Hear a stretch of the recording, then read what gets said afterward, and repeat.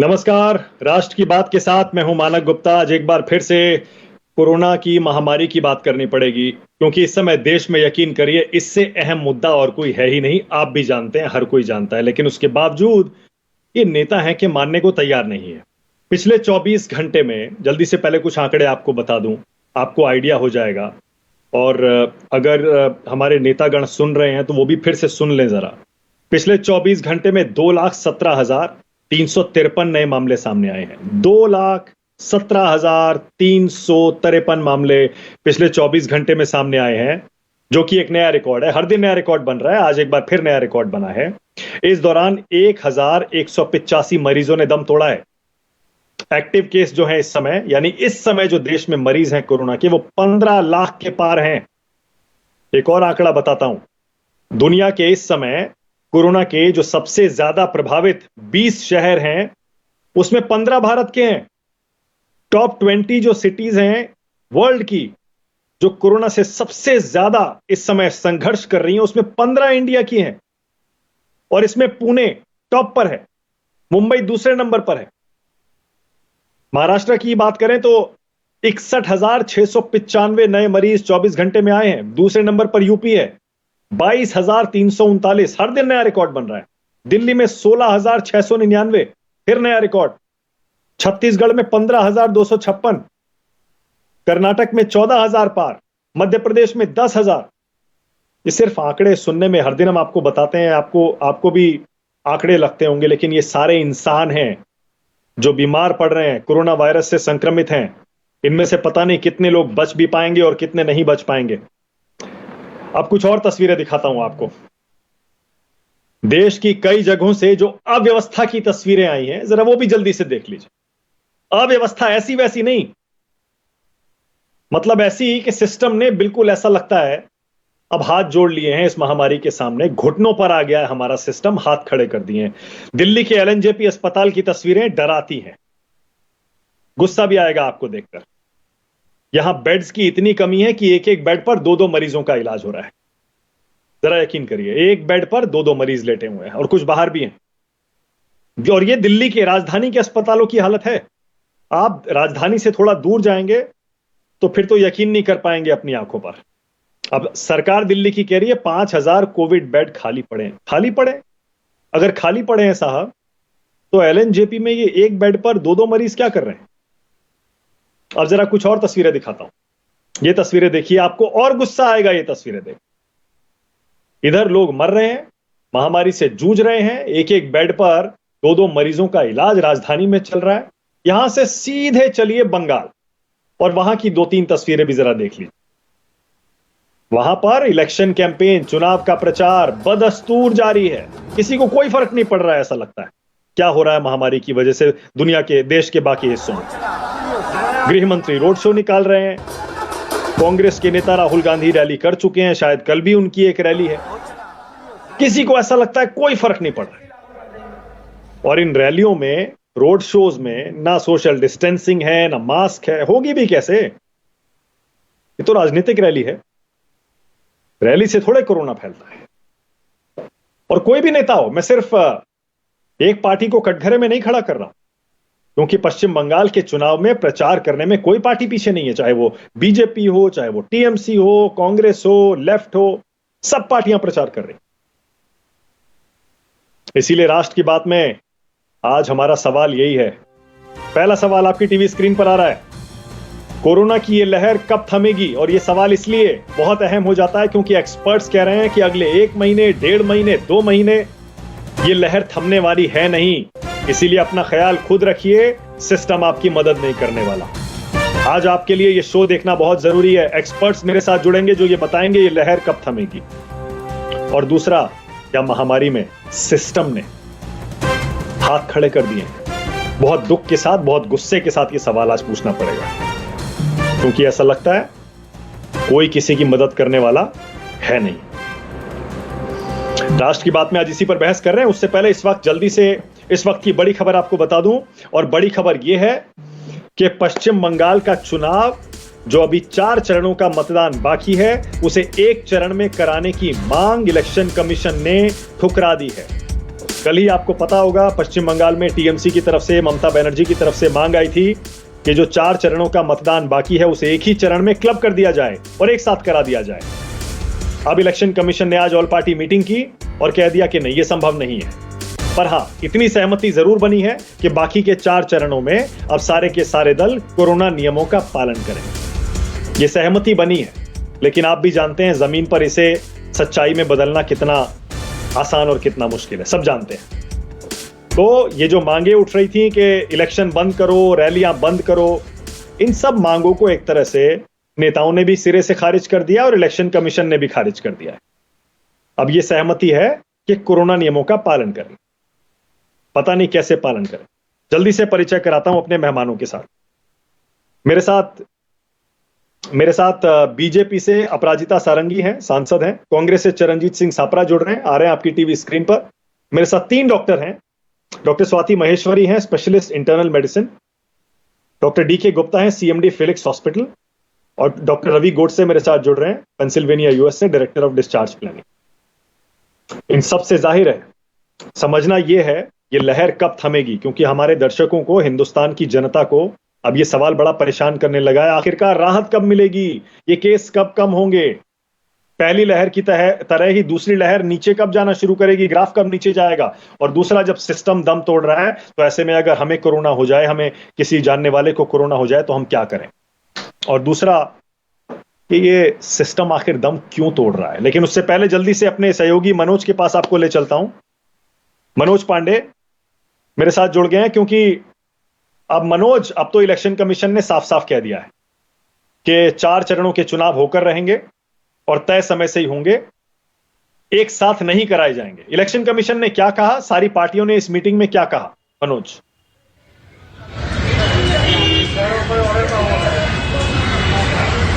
जी मानो देखिए, करीब 2 बजे से यहाँ पे इलेक्शन कमीशन पे जहाँ पर खड़े हैं वहाँ पे टीएमसी और बीजेपी कहे और सही चली है। मीटिंग चलने में ये निर्णय लिया गया और तीनों पार्टियों ने अपने अपने पक्षों की अपने अपने बातों को रखा है इलेक्शन कमीशन के। जिस तरह से मुख्यमंत्री ममता बनर्जी देखिए कल ट्वीट की थी और उनका मांग था कि कल का जो चुनाव है उसे होने दिया जाए, जो 3 चरण का चुनाव है उसे एक दफा में कराया जाए। जाहिर सी बात है, यहाँ पे जो पूरी चर्चा हुई है, बीजेपी के जो तमाम नेता थे, जो वामफ्रंट के नेता थे, उनका साफ तौर पर कहता है कि ये भी एक चरण में चुनाव होगा तो लंबी लाइनें लगेगी, लोगों की भीड़ ज्यादा दिखेगी, तो कहीं ना कहीं जो कोरोना संक्रमण है उसकी ज्यादा बढ़ेगा और जिस तरह से व्यवस्था होना चाहिए उस तरह से कहीं ना कहीं और दुर्व्यवस्थित होगा, व्यवस्था सही से नहीं होगा। तो इसके लिए पूरा निर्णय लिया गया है और ये जो अब चुनाव जिस तरह से तय तारीखों पे उसी के समय पे होगा और कह सकते हैं कि जिस तरह से लगातार यहाँ पे देखें कहीं ना कहीं जो कोरोना के लोग संक्रमित हो रहे हैं और जिस तरह से लोगों में इस तरह से दहशत का माहौल फैलते जा रहा है, अब हम लगातार देख रहे हैं कि जो लोग जागरूक नहीं थे उनकी जागरूकता जमती जा रही है। हर किसी के चेहरे पे मास्क लगाते लोग घूमते नजर आ रहे हैं। जाहिर सी बात है, देखिए पूरे देश में जिस तरह से दिल्ली की बात करें, महाराष्ट्र की बात करें, पुणे की बात करें, कोरोना फैल रहा है, लेकिन क्या बंगाल में कोरोना नहीं फैल रहा है? क्योंकि बंगाल में विधानसभा चुनाव है इसलिए कोरोना इसको छोड़ दिया है, ऐसा जाहिर सी बात यहाँ पे नहीं है। देखिए तमाम जो बड़े नेता है, बीजेपी के हो, टीएमसी के हो, कांग्रेस के हो, चुनाव प्रचार में यहाँ पे अपनी दमकस की एडवाइस कर रहे हैं, भीड़ एकत्रित हो रहा है। जाहिर सी बात कोरोना से लोग संक्रमित हो रहे हैं। देखिए जैसे कल ही देखिए कि मुर्शिदाबाद के जो कांग्रेस के उम्मीदवार थे कोरोना से संक्रमित हुए तो उनकी मौत हो चुकी है। तो ये सब चीजों पे लगातार यहाँ पे जनता है, कई लोग सवाल उठा रहे हैं कि नेता जिस तरह से लगातार अपने यहाँ रैलियां सभाएं कर रही है, इन सब चीजों को लेकर चुनाव आयोग ने लंबी बहस की है, बातचीत हुआ है और एक निर्णय लिया गया है कि चुनाव तय समय से ही होगा, लेकिन कोरोना प्रोटोकॉल की ध्यान में रखते हुए होगा। सभी लोगों को मास्क लगाना अनिवार्य होगा, सैनिटाइजर की व्यवस्था होगी और जो पोलिंग बूथ के अंदर जाएंगे उनमें बाकायदा जो ग्लव्स है पहन के अंदर जाना होगा और वहां पे चुनाव आयोग तरफ से ग्लव्स की व्यवस्था भी किया गया, जो कि पहले भी किया गया था, लेकिन इस बार पूरी सख्ती की तरफ से प्रयोग किया जाएगा। जाहिर सी बात है, इस तीनों पार्टियों की सहमति हुई है, तो इन सब चीजों पे ही पश्चिम बंगाल के चुनाव आगे की प्रक्रिया बढ़ रही है। जी मनोज। ओके मनोज, शुक्रिया इस जानकारी के लिए। लेकिन अपराजिता सारंगी और चरणजीत सिंह सापरा, आप ही से मुझे शुरू करना पड़ेगा। मैं फिर से वो तस्वीरें आप कहें तो आपके नेताओं के रोड शोज की और रैलीज की दिखा देता हूं। क्या कोई फर्क नहीं पड़ता है आप लोगों को? नेताओं को इस बात से कोई फर्क नहीं पड़ता है क्या, अपराजिता सारंगी, कि यहां पर आम आदमी मर रहा है, यहां इन्फेक्शन देखिए हर दिन नए रिकॉर्ड बना रहा है और नेता अपनी रैलियां और रोड शो में लगे हुए हैं? अपराजिता जी। जी, आपको मैंने सुना, सारी तस्वीरें भी देखी और देख रही हूँ की भयानक स्थिति है और यह थमने का नाम नहीं ले रहा है। आज डॉक्टर हर्षवर्धन एम्स भी गए थे, उनका भी वक्तव्य है कि ये संख्या, मरीजों की संख्या तेजी से बढ़ती जा रही है। जैसा कि आपने अभी कहा, 2,17,353 केसेस एक दिन में हुए हैं, 24 घंटों में हुए, और 1,182 मौतें हुई हैं।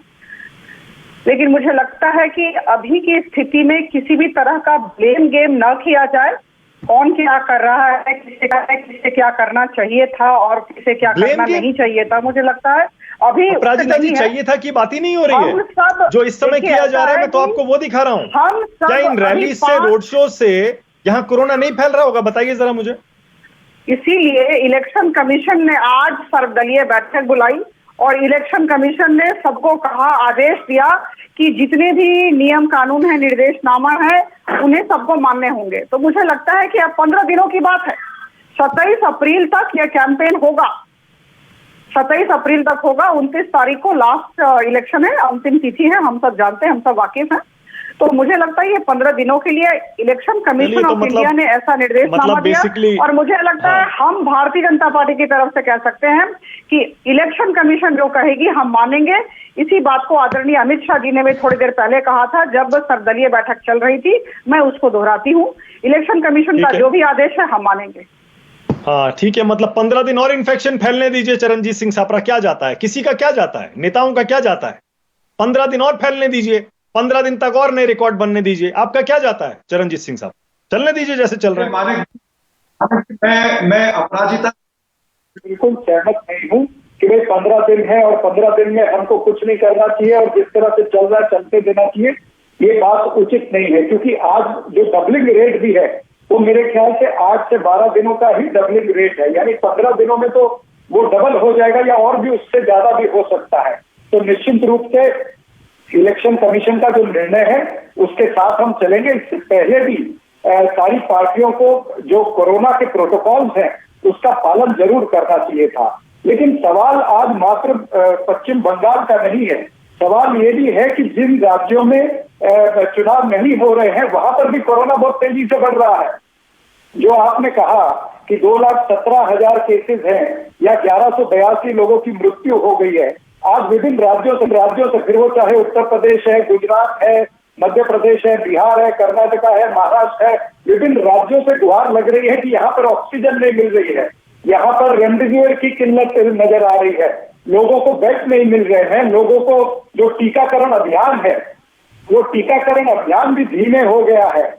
आज शवागृह से लेकर के शमशान तक कतार ही कतार लगी है। आप देखिए अहमदाबाद हो या फिर लखनऊ हो या वाराणसी हो, भोपाल हो, कतारें लगी हुई है अपना शव लेने के लिए, परिजनों का शव लेने के लिए कतारें। आप सही कह रहे हैं सापरा जी, सापरा जी आप सही कह रहे हैं, आप सही कह रहे हैं सापरा जी, इसमें सापरा जी आप सही कह रहे हैं। लेकिन सापरा जी, आपके नेता राहुल गांधी बंगाल में रैली करके आए ना, कल आगे भी जा रहे हैं ना प्रचार करने के लिए बाकी के 4 चरणों में। सिर्फ ये कह देने से काम नहीं चलेगा ना सापरा जी। ये इलेक्शन कमीशन का फैसला मानेंगे या अपराजिता सारंगी गलत कह रही हैं 15 दिन और चलने दो? हम नहीं चाहते 15 दिन और चले, लेकिन हम प्रचार भी करेंगे, हम चुनाव भी लड़ेंगे। नहीं, मैं बिल्कुल मानिक जी यही कह रहा हूं कि ये इलेक्शन कमीशन ने निर्णय लेना चाहिए। प्रोटोकॉल जो है वो स्ट्रिक्टली फॉलो होने चाहिए। हम सब कांग्रेस पार्टी उसको फॉलो करने के लिए तैयार है, हम पहले भी करते आए हैं। लेकिन जो मुख्य सत्ताधारी पार्टी है, जो देश और दल की बातें करते थे, जो कहते थे कि दल से बड़ा देश, उनके लिए आज नजर आ रहा है कि उनके लिए उल्टा हो चुका है, देश से बड़ा दल हो गया है। आप देख रहे हैं कहीं कोई प्रोटोकॉल फॉलो हो रहा है? नहीं वो तो ये जो सारी बातें नहीं सापरा जी नहीं, सापरा जी फिर देखिए ब्लेम गेम, इस ब्लेम गेम का कोई फायदा। सापरा जी 1 मिनट, सापरा जी 1 सेकंड रुकिए ना, सापरा जी रुकिए ना, आपको भी पता है सापरा जी 1 सेकंड, सापरा जी 1 मिनट, अच्छा आप रुकिए तो सही 1 सेकंड। आपको भी पता है पश्चिम बंगाल में चुनाव हुआ, सिर्फ बंगाल में नहीं हुआ ना, चुनाव असम में भी हुआ, चुनाव तमिलनाडु में भी हुआ, पुदुचेरी में भी हुआ, आपको भी पता है, जानते हैं आप ये बात। इसके अलावा आज भी यूपी में पंचायत पोल चल रहे हैं, महाराष्ट्र में भी बायपोल हो रहा है, कई जगह चुनाव चल रहे हैं ना, और सब जगह नेता लड़ रहे हैं, प्रचार कर रहे हैं। टीवी पर आकर ये कह देने से कि नहीं हम इलेक्शन कमीशन का फैसला मानेंगे, ऐसे नहीं चलेगा ना सापरा जी। डबल स्टैंडर्ड क्यों अपनाते हैं आप सिर्फ ये कहकर बच नहीं सकते कि जिम्मेदारी प्रधानमंत्री की और गृह मंत्री की या रूलिंग पार्टी की है, सबकी जिम्मेदारी है ना। मैंने पूछ लिया अपराजिता जी से, सबकी जिम्मेदारी उन्होंने तो है, कह दिया 15 दिन और चलने दो। सब दर्शक देख रहे पार्टी की है, मैं हैं, नहीं दर्शक कह सब रहा देख हूं। रहे हैं। भाई इस कोरोना को लड़ना है तो कर्णधार प्रधानमंत्री है ना, तो प्रधानमंत्री वहां पर जुमले परोस रहे हैं, उनको सभी राज्य के मुख्यमंत्रियों के साथ बैठ करके ये तय करना पड़ेगा कि किस तरह से कोरोना के खिलाफ लड़ाई लड़नी है, हमको वॉर फुटिंग पर किस तरह से निकलना है। ऐसे नहीं चलता है देश। बात सही कह रहे हैं, और हम देख भी रहे हैं। हाँ बोलिए अपराजिता जी, बोलिए। 15 दिन और चलने दीजिए, 15 दिन और 2 लाख, 2.25 लाख, 2.5 लाख के आने दीजिए, क्या चलेगा? कहा कि प्रधानमंत्री जी मुख्यमंत्रियों से बातचीत करें, उनके साथ मीटिंग करें। मेरे हाथ में अभी प्रधानमंत्री जी के एक मीटिंग की प्रोसीडिंग है, आप देख सकते हैं। इन्होंने 2 मीटिंग की है और मिनट टू मिनट मॉनिटरिंग चल रही है। 2 मीटिंग सारे मुख्यमंत्रियों के साथ की है और सारे राज्यों ने अपना एसओपी निकाला है, स्टैंडर्ड ऑपरेटिंग प्रोसीडियर, और उन स्टैंडर्ड ऑपरेटिंग प्रोसीडियर के अनुसार काम चल रहा है। जहां तक केंद्र सरकार का सवाल है, जिस तरह की चीजों को मुहैया कराना है वो करा रहे हैं। अभी हम देखिए, हमारे पास अनुभव भी है और हमारे पास संसाधन भी है।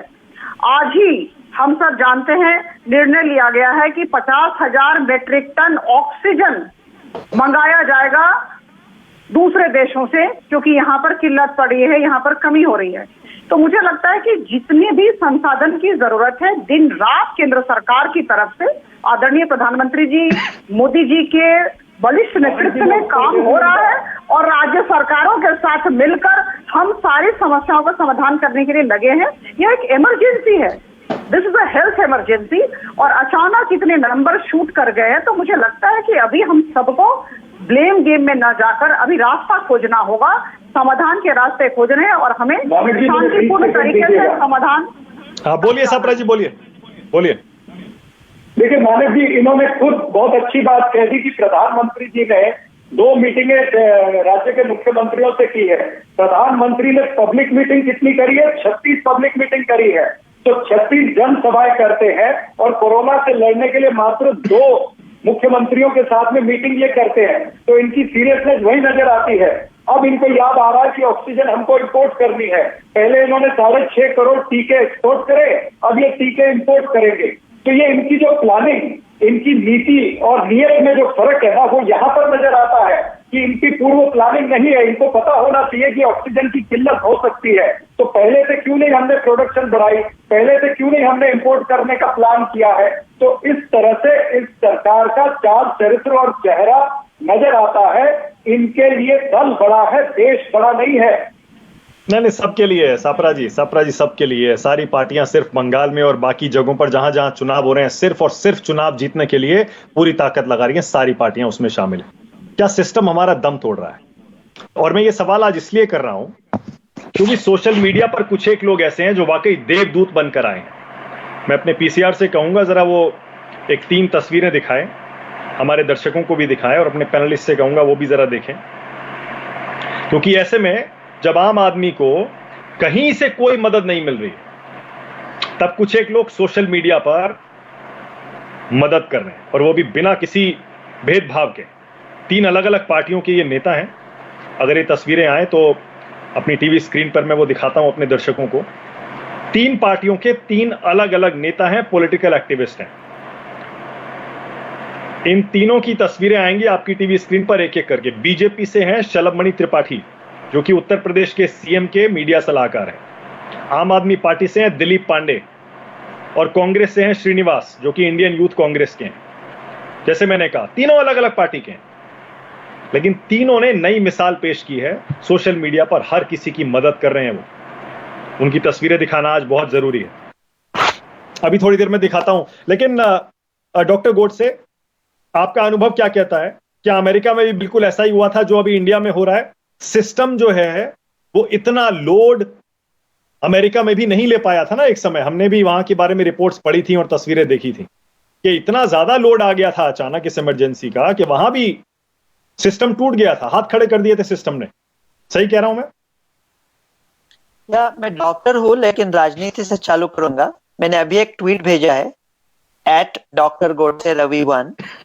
अगर आपको राजनीति की सेहत सुधारनी हो तो आप सेहत से राजनीति को निकाल दो। ये इंडिया का क्या मसला है? ये दोनों अच्छी बात कर रहे हैं, लेकिन ये कोरोना के ऊपर शो है और 3 डॉक्टर लोग चुपचाप सुन रहे हैं और पहली सब बात पॉलिटिक्स की हो रही है। थोड़ी हेल्थ की भी बात हो जाए। अमेरिका में हम इसकी प्राइस दे चुके हैं, हमने बड़ा सदमा पहुंचा था हमको, और कैसे बताता हूं। नवंबर 3 को हमारा प्रेसिडेंशियल इलेक्शन था। फाइजर वैक्सीन का डेटा अक्टूबर 9 को आया था। अगर वो अक्टूबर 9 को डिक्लेयर करते तो डेमोक्रेट्स बोलते थे कि ये पॉलिटिकली किया है और डेमोक्रेट्स लोग वैक्सीन नहीं लेते थे। इसकी वजह से वो 9 नवंबर को उन्होंने डिक्लेयर किया। वो जो 1 महीने का फासला था, उस फासले ने हमारी दूसरी लहर आई और बहुत तबाही मच गई थी।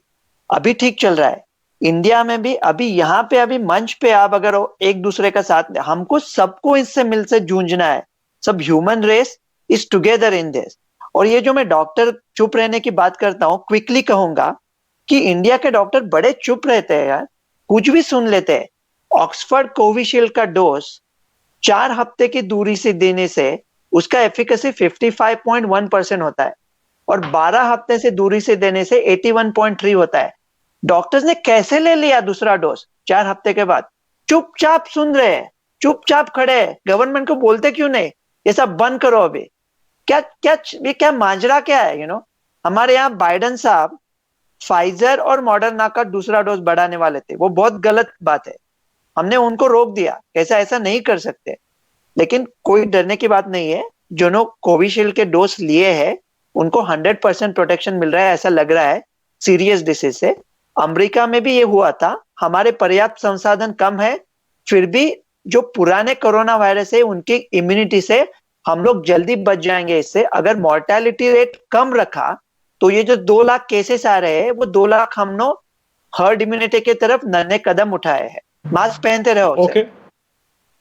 ओके डॉक्टर गोडसे, 1 सेकंड में जवाब लूंगा। मुझे पता है डॉक्टर गुप्ता और डॉक्टर स्वाति दोनों जवाब देना चाहते हैं आपका, लेकिन क्योंकि आपने इशारों में आपने कहा ये डॉक्टर डरते हैं, बोलते नहीं है, आपने ये कहा। 1 सेकंड में जवाब लेता हूं, लेकिन पहले मैं आपसे एक ये चीज और समझना चाह रहा हूं। आपका अमेरिका का एक्सपीरियंस क्या कहता है? ये जो इंडिया में जो सेकंड वेव आई है, ये कब तक सेटल होगी? 1 महीना, 1.5 महीना, 2 महीना, कितना चलेगी? जिसी भी आदमी ने उसके मन में जो डेट सोची है उसके 2 हफ्ता पहले खत्म होगी। ये जल्दी खत्म होगी क्योंकि अगर मॉर्टेलिटी रेट अच्छा रखा तो ये 2 लाख केसेस है जिसमें मानो कि वैक्सीन हो गया। अभी नेचुरल डिसीज से हर्ड इम्यूनिटी लाना बड़ी गलत बात है, क्योंकि अगर 1% मॉर्टेलिटी भी हुआ तो 1 करोड़ लोग मर जाएंगे। लेकिन हमारा मॉर्टेलिटी रेट उससे भी कम है। मेरे ख्याल से ये जल्दी ही दूसरी, जैसे अमेरिका में बहुत आई थी लेकिन जल्दी नीचे आई थी। अभी हम जानते भी है कि क्या करना है क्या करना नहीं है, और हर दिन वैक्सीनेशन लोग बढ़ रहे हैं। और बाकी के कई मुल्क ऐसे हैं जहां वैक्सीन है ही नहीं। इंडिया ने बहुत अच्छा काम किया है, करोड़ों लोगों को वैक्सीन दिया है वो, और बाकी के वैक्सीन भी जल्दी ला रहे हैं। वो जॉनसन अभी इसको लाया है, स्पुतनिक को लाया है। मैं कहता हूं जो इंडिया का ब्रिजिंग स्टडी है। 1 सेकंड डॉक्टर गोडसे, 1 सेकंड। आप तारीफ तो कर रहे हैं, लेकिन फैक्ट तो ये है ना डॉक्टर गोडसे कि इंडिया में अभी सिर्फ 5 से 7% पॉपुलेशन का वैक्सीनेशन हो पाया है। और हमने जो वैक्सीनेशन अभी तक अरेंज की है और जो हमारा अंदाजा है, सुनिए तो, बात तो सुनिए, और जो हमारा अंदाजा है अभी कई साल लग जाएंगे ये सारी की सारी वैक्सीन जुटाने में अपनी पूरी पॉपुलेशन के लिए, क्योंकि अमेरिका ने अपने एक पॉपुलेशन के एक इंसान के लिए 4-4, 5-5 वैक्सीन पहले से बुक कर ली हैं, पहले से। यूएस, कनाडा और 2-3 देश हैं जिन्होंने एक अपने इंसान के लिए 5-5, 7-7, 8-8 वैक्सीन पहले से बुक कर लिए हैं डोजेस। तो ऐसे में कमी तो होनी ही है डॉक्टर गोडसे। देखो, अमेरिका को कहते हैं कि शायद 90% हर्ड इम्यूनिटी लगेगी। मेरा ये मानना है 40% इंडियंस को ऑलरेडी हो चुका है। इंडिया में सिर्फ मेरे ख्याल से 56% लगेगी, और 5-10 बरस बाद इसके आप सोचेंगे तब सब लोग कहेंगे डॉक्टर रवि एकदम सही थे। हमको सिर्फ 16% लोगों को अगर वैक्सीनेशन कर दिया, हम वो मकाम तक पहुंच जाएंगे कि हम, और अभी डरना नहीं है। डर गया सो मर गया, शोले देख लो एक बार। ओके, मैं दाद देता हूं आपकी कि आपको इतनी गंभीर हालत में भी डॉक्टर गोडसे आप इतना लाइट रखते हैं डिबेट को, लेकिन आपने बहुत सीरियस एलिगेशन लगाया है। डॉक्टर स्वाति, जवाब दीजिए। सिस्टम दम तोड़ रहा है, और हमारे इंडिया के डॉक्टर सरकार के खिलाफ कुछ बोलते नहीं है। स्वाति, देखिए, दो बिल्कुल ही अलग अलग बातें हैं मानक जी। पहली बात तो ये है कि अगर हम सिस्टम की बात करें तो जिस तरह से अभी अपराजिता बोल रही थी कि 15 दिन और इंतजार किया जा सकता है, कोई फर्क नहीं पड़ता, तो बहुत जरूरी है उन्हें इस बात का याद दिलाना कि भारत में इस वक्त हर घंटे में 40 लोगों की जान जा रही है और मुझे लगता है कि एक एक जान उतनी ही कीमती है, उतनी ही जरूरी है। आप बिल्कुल भी इस तरह की बात नहीं कर सकते। और एक एटीट्यूड मानक जी अब दिख रहा है, वो ये है कि हमें सब कुछ पता है। अगर आप शासन की बात करें तो पिछले साल आपने देखा था कि हमारे यहाँ ट्रेन तक तब्दील करी गई थी, कोविड कोचेस बनाए गए थे, जगह जगह कोविड कोचेस बनाए गए थे, हॉस्पिटल सब जगह को कन्वर्ट किया गया था। इस बार आप देखिए इतनी सुस्ती से सब कुछ हो रहा है, बैठा जा रहा है कि अच्छा 2 लाख हो जाएंगे तब ये डिसीजन लिया जाएगा, और अगर चलो 50,000 और बढ़ गए तब हम ये डिसीजन लेंगे। बिल्कुल भी आपको एक्टिव डिसीजंस लेते हुए नहीं दिखाई दे रही है सरकार। एक तरफ आपको दिख रहा है कि संक्रमण बढ़ रहा है, फिर भी आप ये मान के चल रहे हैं कि ठीक है कोई बात नहीं, इलेक्शन भी चल सकते हैं, कुंभ भी चल सकता है, सब कुछ चलता रह सकता है, हम संभाल लेंगे, हम संभाल लेंगे। सब लोग यही कह रहे हैं हमें सब पता है, हम संभाल लेंगे। वही लोगों को भी देखिए एटीट्यूड थोड़ा सा ऐसा ही है। अगर आप कहें, लोगों को भी ये लग रहा है कि हम सब संभाल लेंगे। अगर किसी को बीमारी हो रही है तो व्हाट्सएप पे आपके पास जो ट्रीटमेंट एक डॉक्टर ने भेजा है, आप उसको पूरे में सर्कुलेट कर रहे हैं, हमें पता है कैसे ट्रीटमेंट करना है कोरोना का, आपको डॉक्टर के पास जाने की जरूरत नहीं है, हम भेज देते हैं आपको, ये ट्रीटमेंट करिए, आप ठीक हो जाएंगे।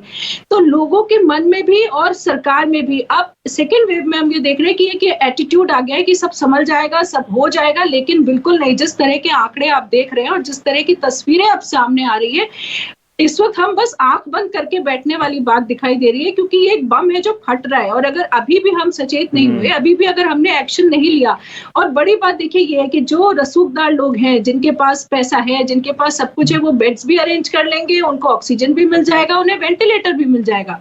पर आम आदमी का क्या होगा, उसका कौन सोच रहा है? जो ये आप तस्वीरें दिखा रहे हैं कि एक बिस्तर पे 2-2 लोग हैं, जो आप देख रहे हैं कि लोग तड़प रहे हैं, हॉस्पिटल्स के बाहर लाशें मिल रही हैं, रस्तों में मिल रही है, एम्बुलेंस नहीं मिल रही, लोगों को घरों में लोगों की मृत्यु हो रही है, उन लोगों को भी तो देखेगा कोई, उनकी तरफ भी तो कोई सोचेगा। वहां नहीं हम सोच पा रहे हैं अभी भी। क्या बिल्कुल हमने अभी भी हम अपने सेंटर्स एक्टिविटी नहीं दिखाई दे रही है कि आप युद्ध स्तर पर इस वक्त काम कर रहे हो कि हम जो है मेकशिफ्ट हॉस्पिटल्स बना रहे हैं, हम ऑक्सीजन ला रहे हैं, हम दवाइयां ला रहे हैं। केवल ये कह देने से कि हमारे पास इतने बेड खाली पड़े हुए हैं, कोई जाकर के देखे कि क्या उन बेड्स में ऑक्सीजन है, क्या वहां पर डॉक्टर की सुविधा है, क्या वो वहां जो व्यक्ति भर्ती होगा उसको दवाइयां मिलेंगी।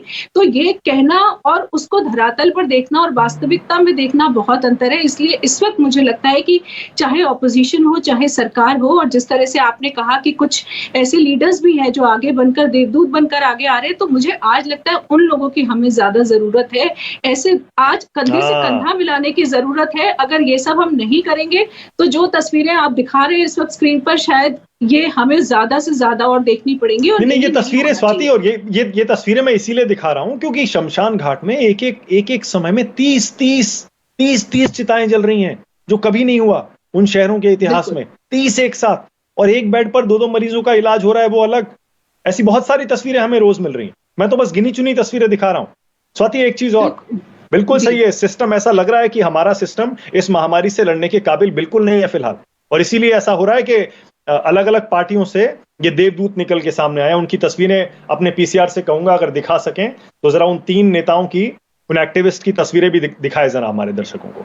जैसे मैंने कहा, 3 अलग अलग पार्टियों से ताल्लुक रखते हैं, लेकिन उसके बावजूद सोशल मीडिया पर जो उनसे मदद मांग रहा है, चाहे रेमडेसिविर, चाहे अस्पताल में बेड, चाहे ऑक्सीजन या फिर कुछ और, हर तरह से मदद कर रहे हैं ये तीनों। इनके लिए तो वाकई कम से कम आज इनकी तारीफ, इनका हौसला बढ़ाने का दिन है। लेकिन स्वाति, जरा ये भी बताइएगा आपके एक्सपीरियंस के हिसाब से, ये दूसरी लहर ये कब तक सेटल हो जाएगी? कितना टाइम और? मई तक या जून तक? देखिए, अभी कहना बहुत मुश्किल है मानक जी। और लास्ट ईयर भी आपने देखा था कि बहुत सारे मैथमेटिकल मॉडल्स आए थे और वो सब फेल हुए, क्योंकि कोरोना एक ऐसा वायरस है, इतना अनप्रेडिक्टेबल है। अब आप देखिए, भारत में ही आईसीएमआर का खुद का कहना है कि 771 स्ट्रेन्स भारत में घूम रहे हैं अलग अलग डिस्ट्रिक्ट्स में। अभी तो हम सिर्फ डबल म्यूटेंट की बात कर रहे हैं। अगर हम जीनोमिक सैंपलिंग करें तो शायद पता चले कि कितने और जो स्ट्रेन्स हैं वो घूम रहे हैं। अभी ये बंगाल की जो जनता है ये वापस अपने घर आएगी। सभी प्रदेशों से आप देख रहे हैं कि लोग वोट डालने के लिए बंगाल गए, ये वापस अपने घर आएंगे। आप देख रहे हैं कि कुंभ के मेले में जगह जगह से लोग गए, ये वापस अपने घर आएंगे। इधर दूसरा पलायन शुरू हो चुका है, वो लोग अपने घर जा रहे हैं ऑलरेडी। तो अभी जो लॉजिस्टिक्स है इंडिया की, अगर आप देखें तो मूवमेंट इतना ज्यादा हो रहा है एक जगह से दूसरी जगह। जो हम बार बार बात करते थे कि हमें रोकना है ट्रांसमिशन को, तो हमें लोगों को दूर दूर रखना है, हमें उस चीज को प्रिवेंट करना है। स्वाति क्या लॉकडाउन लगा देना चाहिए? स्वाति क्या मूवमेंट रोकने के लिए लॉकडाउन लगा देना चाहिए? देखिए, लॉकडाउन हर चीज का सोल्यूशन नहीं है मेरे ख्याल से। अगर हम कुंभ क्यों नहीं रोक सकते, हम इलेक्शंस क्यों नहीं रोक सकते, हम यहाँ पर कदम क्यों नहीं उठा सकते, हम सीधे लॉकडाउन पे क्यों जंप मारना चाहते हैं? हम क्यों नहीं अपने हेल्थ के सिस्टम्स को स्ट्रांग कर सकते हैं? क्या मकसद क्या है? मकसद तो केवल डेथ रेट को कम करना है। जो लोग बीमार होंगे वो ठीक हो जाएंगे। हमारा मकसद केवल डेथ रेट कम करना है। हमारा मकसद केवल ये है कि जिन्हें ऑक्सीजन चाहिए, जिन्हें वेंटिलेटर चाहिए, जिन्हें हॉस्पिटल सपोर्ट चाहिए, उन्हें वो हॉस्पिटल सपोर्ट मिल जाए। हमारे 70 से 80% लोग तो घरों में ही ठीक हो जाएंगे। ठीक है, ओके।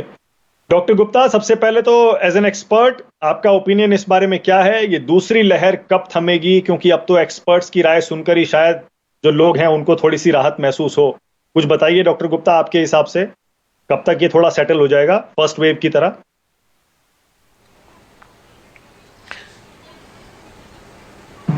देखिए, जैसे दूसरे देशों में हमने देखा है और दूसरे प्रदेशों में देखा है, तो लहर जो चल रही लगभग मुझे लगता है अगले 2 से 3 महीने चलेगा। उसके बाद ही कहीं ना कहीं कंट्रोल दिखेगा। और अभी अगले 1 महीने तो ये पीक पे बढ़ती ही नजर आएगी, जैसा लग रहा है इस तरह से।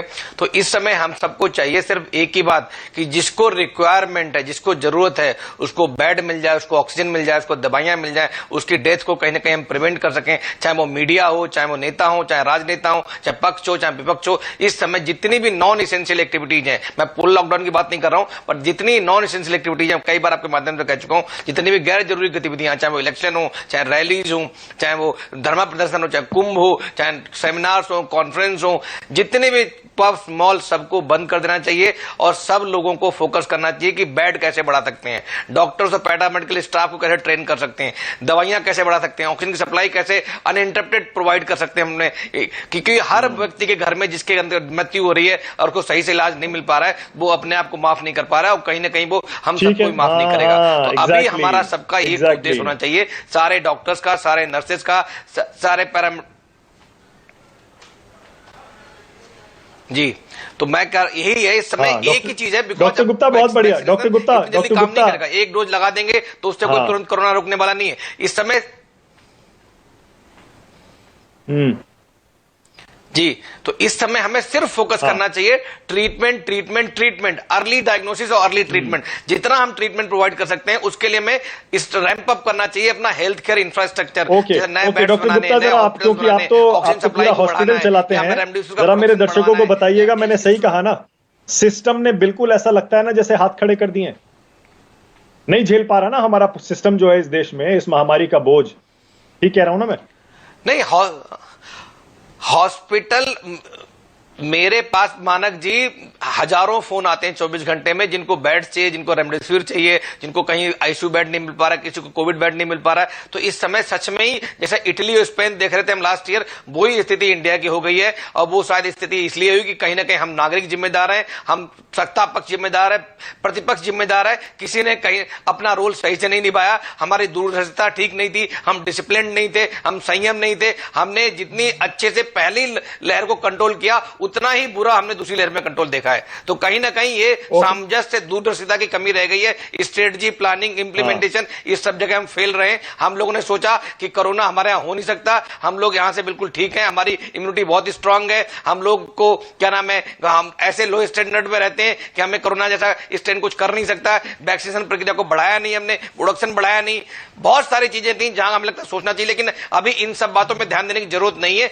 अभी सिर्फ हम सबका एक ही उद्देश्य होना चाहिए, सिंगल 1 पॉइंट एजेंडा होना चाहिए कि हम कितने लोगों की जिंदगी को बचा सकते हैं, कितने लोगों को मौत के मुंह से बाहर निकाल सकते हैं, कैसे कैसे हम बेड्स बढ़ा दें, कैसे कैसे ऑक्सीजन सप्लाई बढ़ाएं, कैसे हम रेमडेसिविर दें, कैसे जो दूसरी, और रेमडेसिविर कोई वो नहीं है प्राण सूचक की हमें जान बचाएगी, बट और सपोर्टिव ट्रीटमेंट चाहिए। उसमें सबसे इंपॉर्टेंट है बेड मिलना, ऑक्सीजन मिलना, नर्सिंग केयर मिलना, स्टेरॉइड्स मिलना, दवाइयां बुखार की वो कम। तो हमें बेसिक दवाइयां चाहिए लोगों की जान बचाने के लिए और लोगों को कंट्रोल करने के लिए समय। ओके, बिल्कुल सही है। मैं जरा अपने पीसीआर से कह रहा हूं कि अगर वो 3 नेताओं की तस्वीरें दिखा सकते हैं तो दिखाएं जरा। आज उनको सलाम जरूर करना चाहिए, उनकी हौसला अफजाई जरूर करनी चाहिए। वो 3 तस्वीरें आ रही हैं, वो दिखाता हूं मैं। उससे पहले डॉक्टर गोडसे, जरा यहाँ अपराजिता सारंगी बीजेपी रूलिंग पार्टी की स्पोक्समैन है, चरणजीत सिंह सापरा कांग्रेस के स्पोक्स पर्सन है। डॉक्टर गोडसे जरा बताइएगा कि जो इलेक्शन हम लोग करवाए जा रहे हैं और अभी 4 फेजेस का इलेक्शन बाकी है, कितना नुकसान होगा बताइए जरा डॉक्टर गोडसे, आपके हिसाब से कितना और फैल सकता है इस इलेक्शन की वजह से कोरोना इंडिया में? उससे पहले मैं एक अहम बात करना चाहता हूँ डॉक्टर गुप्ता और महेश्वरी के साथ। मैं 5 मिनट में 5000 बेड बढ़ा सकता हूं, आपको दिखा सकता हूं कैसे बढ़ाए। एसिम्प्टोमेटिक लोगों का टेस्टिंग बंद कर दो। टेस्टिंग, ट्रेसिंग, आइसोलेशन ये पागलपंती है। इंसैनिटी का definition is to do the same thing again and expect different results. Lockdown है ना, एसिम्प्टोमेटिक लोग घूम रहे, एक दूसरे को कोरोना नहीं देंगे। प्रॉब्लम क्या हो रहा है इंडिया में, एसिम्प्टोम जिनको लक्षण नहीं है वो लोग टेस्ट कर रहे हैं। टेस्ट पॉजिटिव आने के बाद डॉक्टर के साथ जाते हैं, डॉक्टर HRCT करते हैं, HRCT पे स्कोर आता है, स्कोर आता है तो लोग डर जाते हैं। जो लोग के पास पैसा है वो अस्पताल में आते हैं, बेड्स कम होते हैं, व्हाट्सएप पे स्टोरीज आते हैं और लोग जाते हैं और बेड्स कम होते हैं। जो लोगों को घर पे ट्रीट कर सकते हैं उनको अस्पताल जाने की कोई जरूरी नहीं है। अगर एसिम्प्टोमेटिक लोगों का टेस्टिंग बंद कर दिया तो HRCT बंद हो जाएगा। कितने टेस्ट कर रहे हैं हम लोग, CRP, डी डाइमर, फेरिटिन क्यों कर रहे हैं? जो लोगों को कोई सिम्टम नहीं है उनको ये 1000 टेस्ट करने की क्या जरूरत है, HRCT करने की क्या जरूरत है? ये जो ट्रीटमेंट चल रहा है इंडिया में, फैविपिराविर क्या डेटा है उसका, आइवरमेक्टिन क्या डेटा है, स्टीम क्या डेटा है, अजिथ्रोमाइसिन क्या डेटा है, डॉक्सीसाइक्लिन कुछ डेटा नहीं है। डेटा किस तरह बात करो ना। ये सब एसिम्प्टोमेटिक लोगों का टेस्टिंग बंद कर दो, अपने आप लोड 5 मिनट में कम हो जाएगा। मैं बोलना चाहूंगी मानक जी। ओके, हाँ स्वाति बोलिए, बोलिए स्वाति। देखिए, जो डॉक्टर गोडसे बोलते हैं बहुत सारी बातें साइंटिफिक हैं, अच्छी है, लेकिन एक बहुत बड़ी बात होती है जो समझने की है, जो डॉक्टर गोडसे को भी समझना चाहिए कि अमेरिका के लॉजिस्टिक्स और इंडिया के लॉजिस्टिक्स में जमीन आसमान का अंतर है। पहली बात तो आप अमेरिका और इंडिया को कंपेयर नहीं कर सकते हैं। दूसरी बात, हमारे यहाँ कोई भी ओवर टेस्टिंग नहीं कर रहा है। हमारे यहाँ किसी भी एसिम्प्टोमेटिक को पकड़ के HRCT नहीं किया जाता है। इक्का दुक्का कोई केस होगा और आपने सुन लिया होगा, वो अलग बात है। लेकिन ना हमारे पास इतने संसाधन है कि हम हर मरीज का HRCT कर पाए, ये भी इंडिया में संभव नहीं है, ये आप भी जानते हैं। तो ये ऐसा बिल्कुल नहीं। हमारे यहाँ दिक्कत ये है कि लोग अवेयर उतने ज्यादा नहीं है। जब हमारे यहाँ गांव में Tier 2, Tier 3 सिटी में कोई व्यक्ति पॉजिटिव आता है तो उसकी कॉन्टैक्ट ट्रेसिंग की जाती है, क्योंकि भारत में लोग अभी इतना नहीं समझ पाए कि अगर एक जना पॉजिटिव होता है तो उसके आसपास बाकी लोग भी पॉजिटिव हो सकते हैं। अगर किसी को हल्का बुखार है, खांसी है, तो वो उसको नेग्लेक्ट करते हैं। वो ये बात नहीं समझ पाते कि मेरे घर में कोरोना है और मुझे अगर दस्त हो रहे हैं, मेरे मरीज को मान लीजिए, बहुत सिंपल सा एग्जाम्पल आपको दे रही हूँ कि घर में एक व्यक्ति को निमोनिया हुआ है कोरोना से, दूसरे व्यक्ति को दस्त हो रहे हैं, वो ये सोचता है अरे मैंने तो कुछ खाया होगा, मुझे दस्त हो रहे हैं। वो नहीं समझ पाता कि मुझे दस्त भी कोरोना के कारण हो सकते हैं। तो हमारे यहाँ कॉन्टैक्ट ट्रेसिंग करना बहुत ज्यादा जरूरी है। हम कोई एसिम्प्टोमेटिक केसेस के फालतू में टेस्ट नहीं कर रहे हैं। हम उन लोगों के टेस्ट करते हैं जहां हमें ये दिखता है कि कुछ लक्षण है या संभावनाएं है, या ये व्यक्ति बहुत ज्यादा समय के लिए किसी से कॉन्टैक्ट में रहा है जिससे कोरोना का संक्रमण है। तो ऐसी स्थिति में अगर हमें समय से पता चल जाए तो इसलिए हम टेस्टिंग करते हैं। अब जहां तक बात आप IL-6, डी डाइमर और इन सब की कर रहे हैं, ये भी कहीं फालतू नहीं किए जाते हैं। जिस व्यक्ति में जरूरत महसूस होती है वहीं पर हम ये टेस्टिंग करते हैं। अब आप बात कर रहे हैं आइवरमेक्टिन की, फेविपिराविर की, रेमडेसिविर की। एज अ डॉक्टर मैं दावे के साथ कहती हूँ कि मैंने इन चीजों के साथ अच्छा रिजल्ट मरीजों में देखा है। ठीक है, स्टडीज आने में टाइम लगती है, बहुत सारी चीजें। आप तो अमेरिका से वहां पर हाइड्रोक्सीक्लोरोक्विन के झंडे गा रहे थे, 1 साल हो गया। आप तो वहां पे अब तो स्ट्रेन आ गई है सर, स्ट्रेन के आपके पास वैक्सीन के डेटा है स्ट्रेन के। और जर्मनी के पास पैसा नहीं है, जर्मनी के पास पैसा नहीं है, जर्मनी ने कॉन्ट्रैक्ट ट्रेसिंग नहीं किया। इंडिया की क्या नतीजा आया कॉन्ट्रैक्ट ट्रेसिंग का? कॉन्ट्रैक्ट ट्रेसिंग से कुछ नहीं होने वाला, कोरोना फैल चुका है अभी। हमारे अभी ये एसिम्प्टोमेटिक लोगों का टेस्टिंग बंद करो, जिनको हुआ है अच्छी तरह से ठीक करो। ये HRCT और टेस्टिंग महाराष्ट्र में देखो, बम्बई में लाखों HRCT हो रहे हैं। एडवांस टेक्नोलॉजी लेकर के आएंगे और बोलेंगे कि भारत में हम उस पूरे का इम्प्लीमेंटेशन कर दें, ये संभव नहीं है। हर जगह स्ट्रैटेजी। ओके, डॉक्टर गुप्ता क्या कह रहे हैं? आपके अमेरिका की डॉक्टर गुप्ता बोलिए। नहीं हो सकती है। देखिए, डॉक्टर रवि गोडसे को यहाँ की जमीनी हकीकत क्या उसके बारे में नहीं पता है। यहाँ पे इस टाइम टेस्ट जो करवाना चाहते हैं सिम्टोमेटिक, उनके भी टेस्ट नहीं हो पा रहे हैं। इवन आरटीपीसीआर में 3-3 दिन बाद रिपोर्ट आ रही है। नहीं हो रहा है तो क्योंकि एसिम्प्टोमेटिक लोग कतार में खड़े हैं, इसलिए हम लोग भी नहीं करे, लोगों को नहीं हो रहा है। चाहिए उनको भी नहीं हो पा रहा है। तो अरे नहीं खरे, आपको नहीं पता है ना, आपको नहीं पता है। वो अगर आपको पता होता तो शायद इतने अच्छे से आप नहीं बोल पा रहे होते, बिकॉज हम लोग देख रहे हैं ना, लाइव देख रहे हैं जो 24 घंटे में जो सिम्टोमेटिक है उनका चार्जशीट नहीं हो रहा है। डी डाइमर और सीआरपी और जितनी आप जांच की बात करो, सारे हॉस्पिटल में तो है भी नहीं वो सुविधा।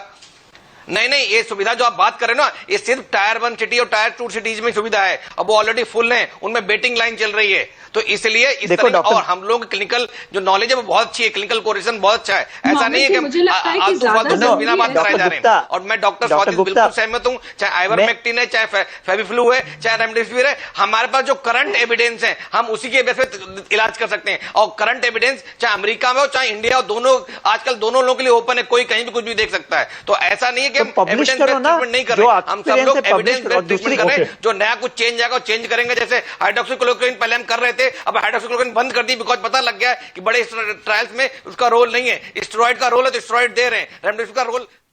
ठीक है, ओके, मेरे पास टाइम खत्म हो रहा है, लेकिन जाते जाते अपराजिता सारंगी और चरणजीत सिंह सापरा छोटा छोटा कमेंट दे सकता हूं मैं आपको। अपराजिता जी, ये तो मानने में हमें कोई दिक्कत नहीं होनी चाहिए ना कि हमारे सिस्टम ने हाथ खड़े कर दिए। हम काबिल नहीं हैं इस महामारी से। फिलहाल पहली वेव में जो हमने सीखा था उससे हमें एक्सपीरियंस जरूर आया है, लेकिन दूसरी लहर में जो हम देख रहे हैं, जो हो रहा है चारों तरफ, हमारे तस्वीरें खुद अपनी कहानी कह रही हैं। हमारा सिस्टम नहीं है इस काबिल कि हम लड़ सकें फिलहाल इस महामारी से। स्वास्थ्य क्षेत्र में अब संरचना, जिसे हम इंफ्रास्ट्रक्चर कहते हैं, उसको सुदृढ़ करने की निश्चित तौर पर आवश्यकता है। इतनी जल्दी इतनी संख्या में केसेस बढ़ेंगे और इस तरह का वेरिएंट आएगा, मुझे लगता है कि ये कुछ एक साथ हो गया तो मुझे लगता है कि हम सबको परेशानी है। लेकिन मैं ये कह दूं, one of the doctors was saying that the central government or the state governments are not taking the issue seriously is absolutely far from the truth. हम बड़ी संजीदगी से ओके सापरा जी बोलिए, क्लोजिंग कमेंट सापरा जी। देखिए मानक जी, मैं ये कहना चाहता हूं कि सिस्टम जो है वो सरकारें चलाती है। जब सरकार का मुखिया ही संवेदनहीन हो जाएगा और नौटंकी पर ज्यादा ध्यान करेंगे कि टीका उत्सव कर लो या ताली बजा लो, थाली बजा लो, दिए जला लो, मोबाइल की लाइट जला लो, इस तरह की बातें अगर सरकार ओके सापरा जी, मेरे पास टाइम खत्म हो गया है। लेकिन देखिए, आप जिम्मेदारी एक दूसरे पर डालते रहिए। बीजेपी ये कहती रहेगी कि स्वास्थ्य जो है वो राज्य सरकार के जिम्मे आता है, इसीलिए कोरोना से लड़ने की जिम्मेदारी राज्य सरकारों की है। राज्य सरकारों में जो विपक्षी पार्टियां बैठी हैं वो कहती रहे कि केंद्र सरकार की जिम्मेदारी है, लेकिन सच यही है। सच ये है कि आप देश के किसी भी कोने में चले जाइए, हमारा सिस्टम बिल्कुल तैयार नहीं है इस महामारी की दूसरी लहर से लड़ने के लिए। पहली लहर में हमने जो कुछ सीखा था वो सीखा होगा, तब तारीफ भी हुई थी जब हमने उसे कंट्रोल भी किया था, लेकिन फिलहाल ऐसा लग रहा है भगवान भरोसे ही है। बहुत शुक्रिया। ऐसे में हमारे जो 3 एक्सपर्ट्स आए उन्होंने आपको कुछ आइडिया दे दिया होगा कि अगले 2-3 महीने में ये दूसरी लहर थोड़ी सेटल हो सकती है, लेकिन तब तक खुद को बचाने की जिम्मेदारी आपकी है। बहुत शुक्रिया आज राष्ट्र की बात में आने के लिए। Doctor Swati Maheshwari, doctor Gupta, doctor Godse, Aparajita ji आपका, चरणजीत सिंह सापरा। छोटा सा ब्रेक ले रहा हूं, खबरें जारी है। राष्ट्र की बात।